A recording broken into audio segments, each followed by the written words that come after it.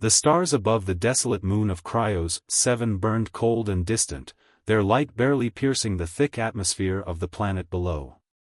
Dr. Elena Marquez adjusted the dials on her portable spectrometer, her breath fogging up the visor of her helmet. The air here was thin, almost non-existent, and the temperature hovered at a bone-chilling -200 degrees Celsius. But Elena wasn't here for the weather. She was here for the signal. 3 weeks ago, a faint but unmistakable transmission had been picked up by the Deep Space Array on orbital station Theta. It wasn't natural, no cosmic phenomenon could produce such a precise, repeating pattern. The signal was a series of pulses, each one a perfect Fibonacci sequence, followed by a burst of what appeared to be linguistic data. The scientific community had erupted in a frenzy. Was it proof of extraterrestrial intelligence? Or just another cosmic coincidence? Elena had been chosen to lead the ground team. She was a linguist, not an astrophysicist, but her work on deciphering ancient Earth languages had made her the ideal candidate to analyze the signal's linguistic components. Now, standing on the icy surface of Cryos 7, she felt a mix of excitement and dread. This could be the discovery of a lifetime, or a dead end. "Dr. Marquez, we've got movement," came the voice of Captain Jackson Reed, the mission security lead. His tone was calm, but Elena could hear the tension beneath it. She turned to see him pointing toward a ridge about a kilometer away. Through the haze of the moon's thin atmosphere, she could just make out a faint glow. "Let's move," Elena said, her voice steady. She slung the spectrometer over her shoulder and began trudging toward the ridge, her boots crunching against the icy ground. The rest of the team followed, Dr. Amir Patel, the astrophysicist, Lieutenant Karavas, the pilot, and Dr. Li Wei, the biologist. As they approached the ridge, the glow grew brighter. It wasn't a natural light, it pulsed in time with the signal they had been tracking. Elena's heart raced. This was it. The source of the transmission. They reached the ridge and peered over. Below them was a crater, its surface smooth and glassy, as if it had been melted and then frozen again. At the center of the crater was a structure, a massive, metallic dome, covered in intricate patterns that seemed to shift and change as they watched. "What the hell is that?" Kara whispered, her voice barely audible over the static of the comms. "I don't know," Elena replied, her eyes fixed on the dome. "But we're about to find out." They descended into the crater, their movements slow and deliberate. The dome loomed larger as they approached, its surface reflecting the faint light of the stars.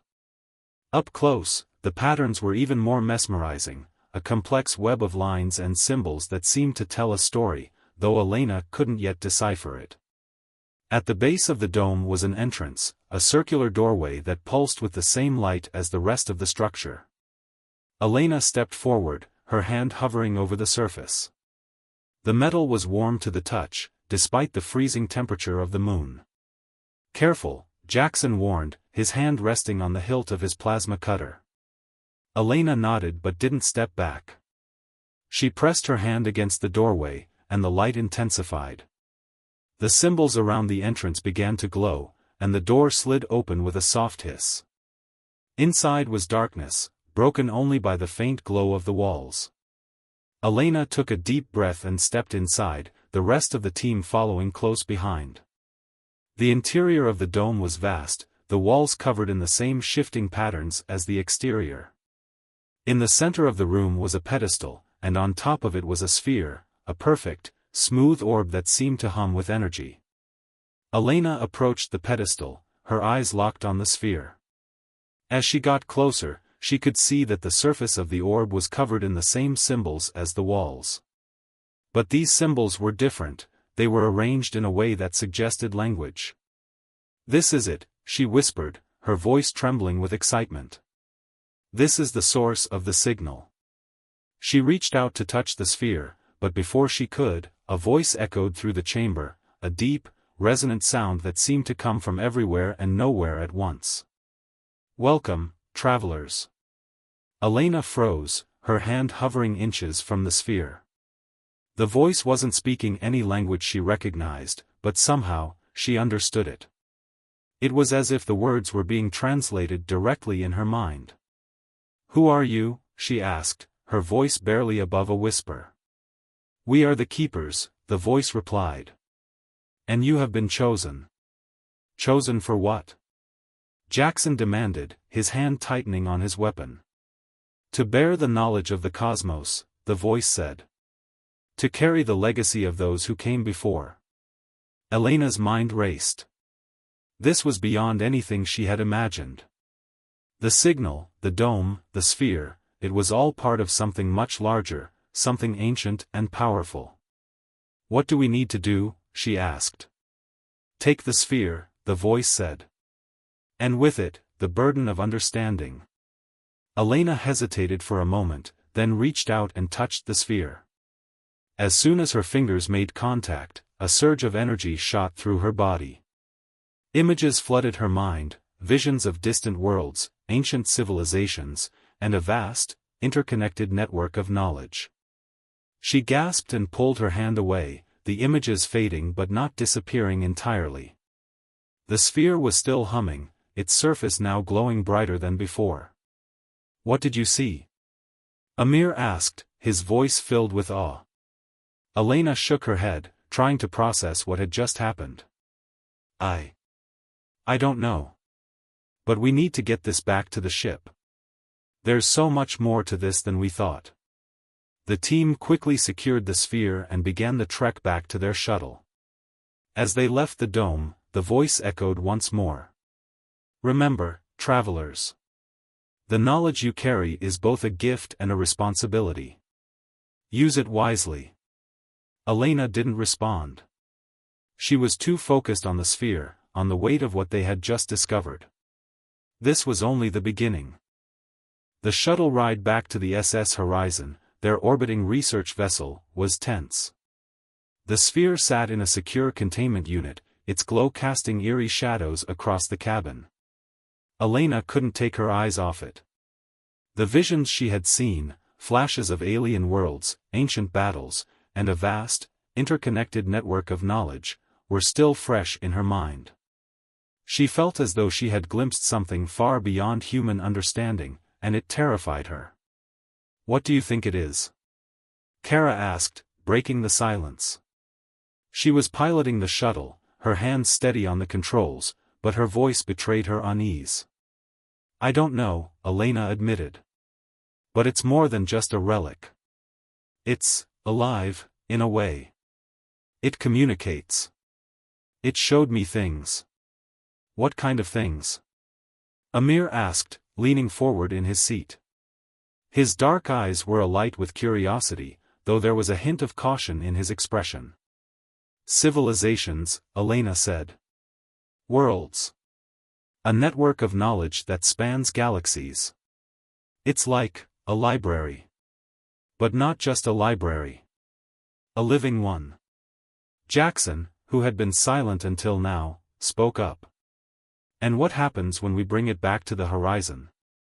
What if it's dangerous?" Elena hesitated. She hadn't considered that possibility. The sphere had felt benevolent, but she couldn't be sure. "We'll take precautions," she said finally. "But we can't just leave it there. This could be the key to understanding the universe." The rest of the ride passed in silence. When they finally docked with the horizon, the sphere was immediately transferred to the ship's lab, where it was placed in a reinforced containment chamber. Elena spent the next several hours running scans and tests, trying to learn more about it. But the sphere defied analysis. Its surface was impervious to every tool and sensor they had, and its energy signature was unlike anything they had ever seen. As the hours turned into days, the team grew increasingly frustrated. The sphere remained silent, its glow dim but steady. Elena began to wonder if they had imagined the voice, if the visions had been some kind of hallucination caused by the moon's thin atmosphere. But then, on the third day, something changed. Elena was alone in the lab, staring at the sphere through the reinforced glass of the containment chamber, when she felt it, a faint vibration in the air, like the hum of a distant engine. She looked around, but the lab was empty. The vibration grew stronger, and then, without warning, the sphere began to glow brighter. The symbols on its surface shifted and rearranged themselves, forming a new pattern. Elena's breath caught in her throat. She reached for the comms to call the others, but before she could, the sphere spoke. "Elena Marquez," it said, its voice resonating in her mind. "You have been chosen." "Chosen for what?" Elena asked, her voice trembling. "To awaken the network," the sphere replied. "To restore what was lost." "I don't understand," Elena said. "What network? What was lost?" The sphere didn't answer. Instead, the symbols on its surface began to move faster, forming a complex, swirling pattern. The glow intensified, filling the lab with a blinding light. Elena shielded her eyes, but the light seemed to penetrate her very being, filling her mind with images and sensations.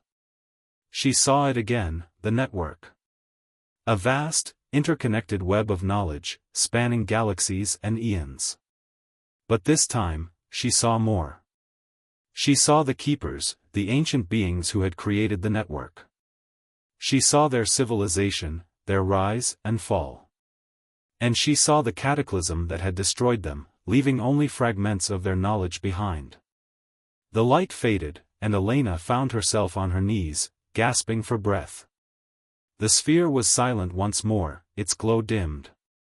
But she knew now. The sphere was a key to unlocking the network, to restoring the knowledge of the keepers.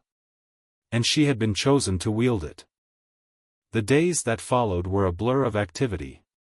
Elena spent every waking moment in the lab, studying the sphere and the visions it had shown her. The rest of the team worked tirelessly to support her, running scans, analyzing data, and trying to make sense of the fragments of information they had.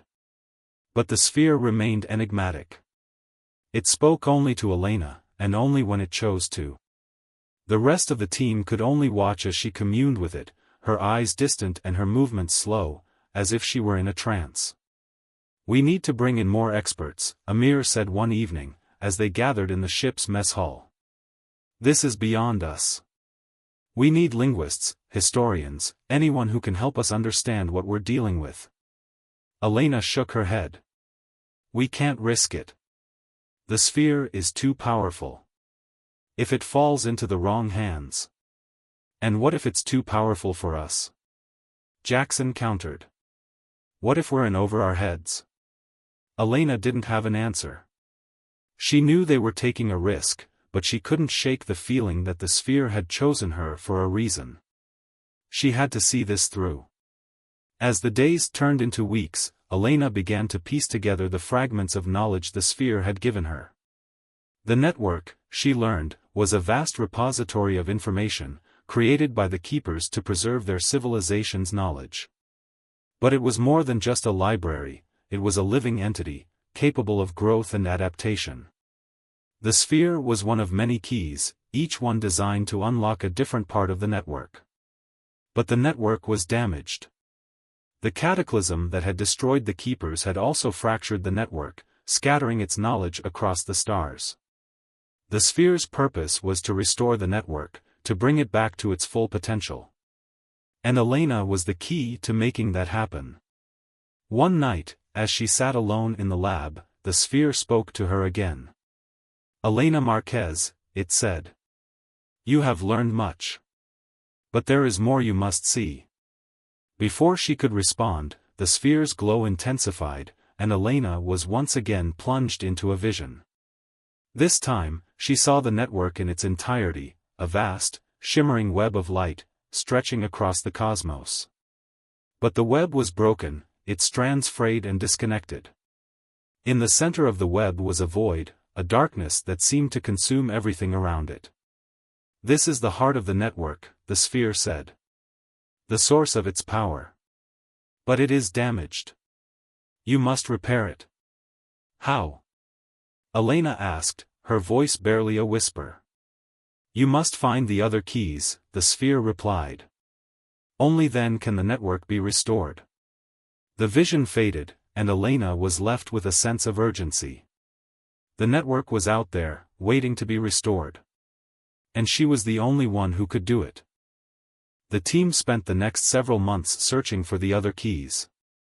The sphere provided them with coordinates, leading them to distant planets and ancient ruins. Each key they found was different, some were orbs like the first, while others were crystals, tablets, or even living creatures.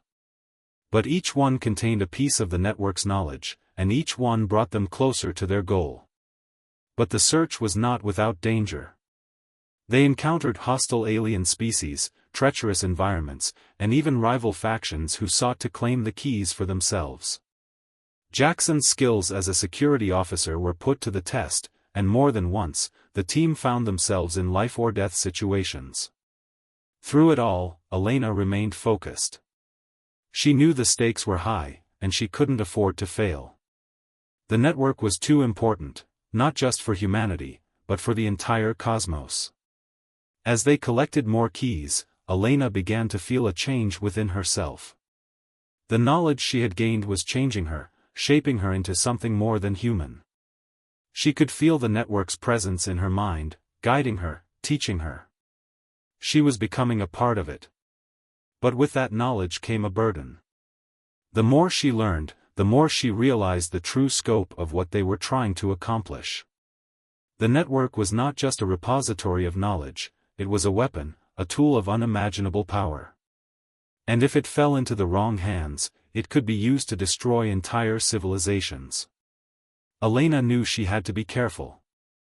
The keys were a gift, but they were also a responsibility. And she was determined to use them wisely. The final key led them to the heart of the network, a massive, ancient structure hidden deep within a nebula. The structure was unlike anything they had ever seen, its walls covered in the same shifting symbols as the sphere.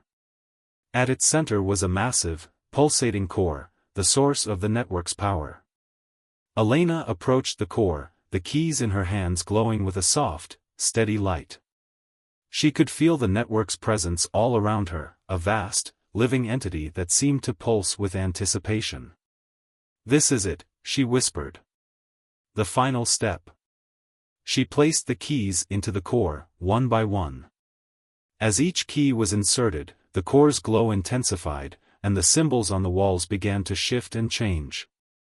The network was coming alive, its power growing with each passing moment. But as the final key was inserted, something went wrong.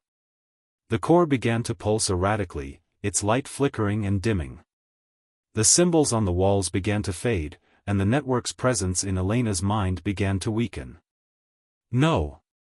Elena cried, her voice filled with desperation. "What's happening?" The sphere's voice echoed in her mind, faint but clear. "The heart is damaged. You must repair it." Elena looked around, her mind racing. She had to find a way to fix the core, to restore the network's power. But how? Then she saw it, a small, hidden panel on the side of the core. She rushed to it, her hands trembling as she pried it open. Inside was a complex array of circuits and conduits, all of them damaged or broken. Elena didn't hesitate. She reached into the panel, her hands moving with a speed and precision she didn't know she possessed. She could feel the network guiding her, showing her what to do.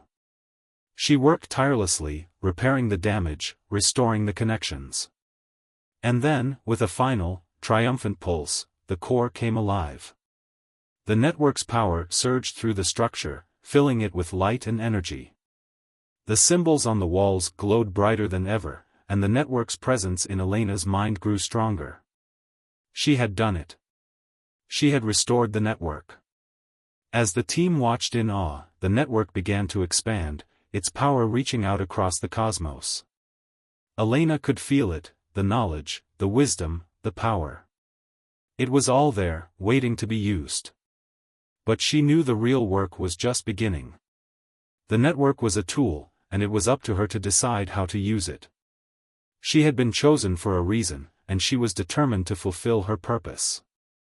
As the team prepared to leave the structure, Elena took one last look at the core. The network was alive, and so was she. Together, they would shape the future of the cosmos. And she was ready.